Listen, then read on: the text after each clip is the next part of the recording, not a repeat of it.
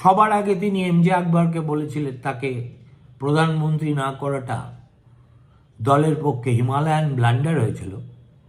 তারই জের ধরে তিনি আমাকে বলেছিলেন যে আমাদের দলে মানে কমিউনিস্ট পার্টিতে ডিসিপ্লিনটাই হলো শেষ কথা।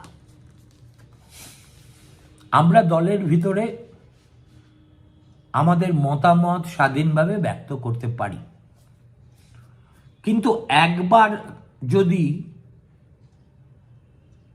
মেজরিটি কোনো সিদ্ধান্ত নিয়ে নেয় তাহলে আমি মাইনরিটি বলে সেটা মানব না। এটা হতেই পারে না। সেক্ষেত্রে আমাকে হয় দল ছেড়ে দিতে হবে, নয় শৃঙ্খলা ভঙ্গের দায়ে দল আমাকে বার করে দেবে। সেজন্যই জ্যোতিবাবু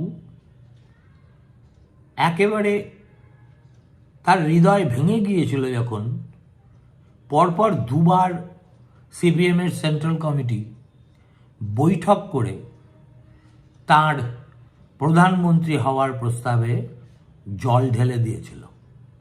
কিন্তু তিনি একজন আদর্শ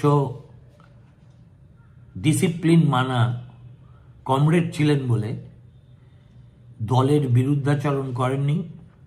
আর তারপরে একটি দিনের জন্য কি তার হাতছাড়া হয়ে গেল তা নিয়ে সেভাবে মনস্তাপও ব্যক্ত করেননি।